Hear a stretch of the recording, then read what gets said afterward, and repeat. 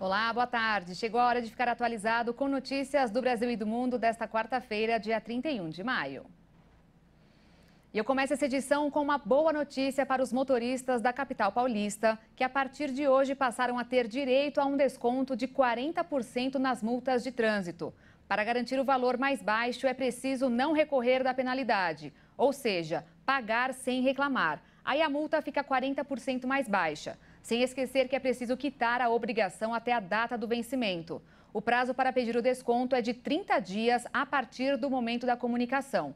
A medida está em vigor há 2 anos, quando foi instituído o novo Código Nacional de Trânsito, mas apenas agora a cidade de São Paulo aderiu ao sistema de notificações eletrônicas, que é necessário para a aplicação da regra. Quem quiser aproveitar a medida precisa ter a Carteira Nacional de Habilitação Eletrônica instalada no celular ou aderir ao Sistema Nacional de Notificações pela internet. E a partir daí, todas as notificações serão feitas via internet. Nada de cartas da Companhia de Engenharia de Tráfego.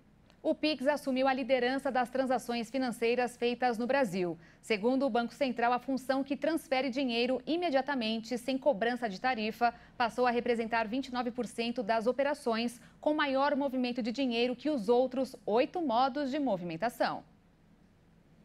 Um estudo recente traçou uma perspectiva alarmante sobre a lombalgia. Até 2050 é estimado que 843 milhões de pessoas serão afetadas pela condição.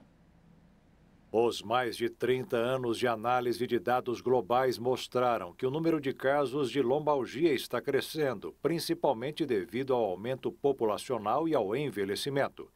A contínua falta de uma abordagem eficaz e as opções limitadas de tratamento preocupam os pesquisadores a respeito de uma crise sanitária, já que a dor lombar é a principal causa de incapacidade no mundo. Uma constatação que coloca uma enorme pressão no sistema de saúde.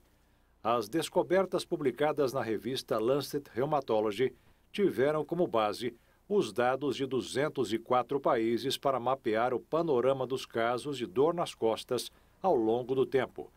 Desde 2017, o número de casos de lombalgia aumentou para mais de 500 milhão de pessoas. Em 2020, houve aproximadamente 619 milhões de casos mundiais registrados de lombalgia, um problema que no Brasil afasta os pacientes do trabalho em média 100 dias ao ano, de acordo com o estudo. A nível global, pelo menos 1/3 da carga de incapacidade associada à dor nas costas foi atribuível a fatores ocupacionais, tabagismo e excesso de peso. Um erro cometido por grande parte da população é achar que a dor lombar afeta em sua maior parte adultos em idade produtiva. Este estudo confirmou que a dor lombar é mais comum entre os idosos e também nas mulheres. O alerta é para que os sistemas de saúde respondam a esse fardo enorme e crescente de dor lombar que está afetando as pessoas em todo o mundo, prevenindo a dor lombar e garantindo o acesso oportuno aos cuidados, pois existem maneiras eficazes de ajudar as pessoas com dor, já que os tratamentos comuns recomendados têm eficácia desconhecida ou são ineficazes, o que inclui algumas cirurgias e opioides. Muito se fala dos problemas que o uso excessivo de telas podem causar à nossa saúde, nosso cérebro e nossos olhos. Mas pouco se fala sobre o cybersickness, ou náusea digital, que é a desorientação ou sensação de enjoo quando você rola a tela do computador ou celular. A náusea digital, então, é um fenômeno bem parecido com o enjoo natural que sentimos. Uma condição que ocorre devido ao conflito vestibular visual.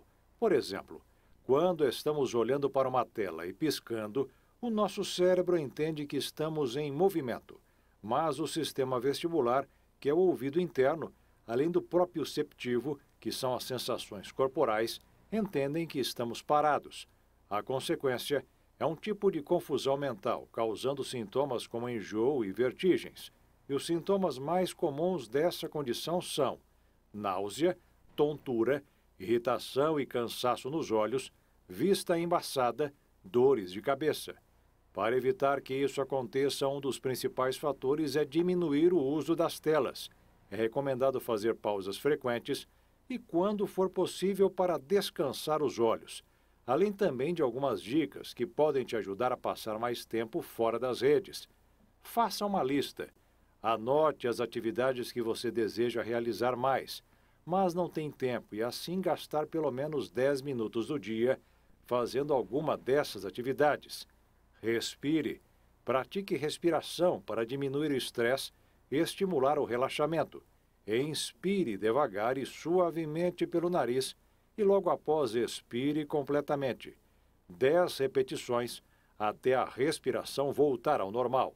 Pratique exercícios físicos. Você não só estará ajudando sua mente, como também o seu físico e, consequentemente, a sua saúde. O brasileiro passou a procurar menos emprego e, por isso, a taxa de desemprego ficou estável no trimestre fevereiro, março e abril.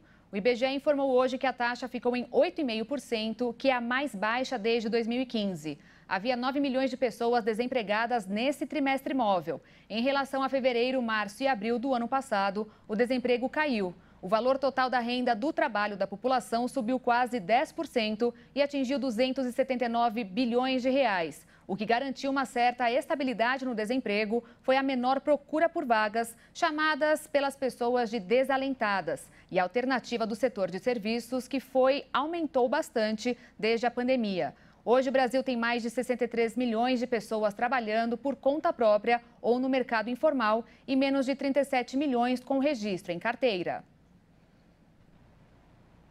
O aumento do preço do visto para viajar aos Estados Unidos foi adiado em 2 semanas pela Embaixada Americana em Brasília. Agora o valor só vai aumentar o preço no próximo dia 17 de junho. Os turistas que forem visitar o país depois dessa data terão que desembolsar cerca de R$ 931, R$ 125 mais caro do que o que é pago atualmente.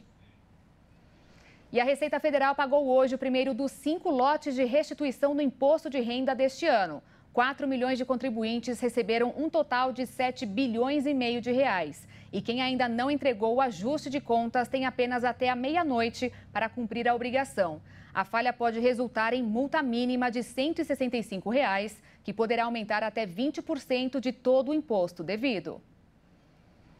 E para a gente encerrar, hoje, 31 de maio, é o dia dedicado à conscientização sobre os riscos que o hábito de fumar traz para a saúde. O Dia Mundial Sem Tabaco, promovido pela Organização Mundial da Saúde, visa o combate do consumo de cigarros, tabaco sem fumaça e dispositivos eletrônicos.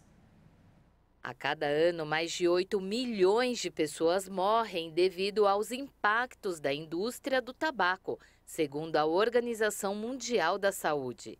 Para quem decide parar de fumar, os sintomas da abstinência da nicotina estão entre os principais desafios. No entanto, as reações que podem incluir irritabilidade, dor de cabeça e alterações do sono são passageiras e tendem a desaparecer em algumas semanas.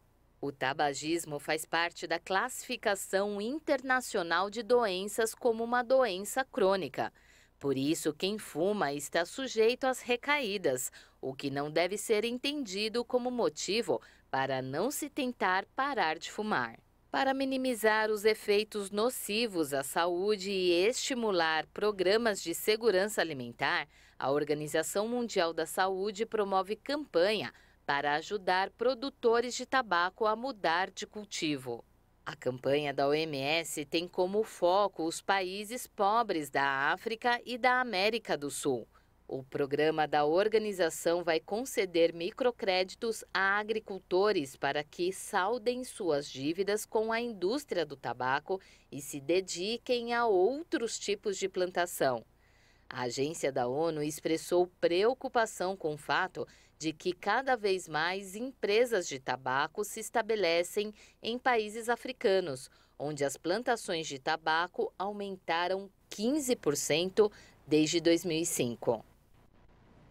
E eu fico por aqui. Mais notícias às 6h30 com a Juliana Dariva e a Maria Alice Dias. Às 10 da noite eu volto ao vivo com o Alexandre Giaqueto no Jornal das 22 e esperamos você. Obrigada pela companhia. Tchau.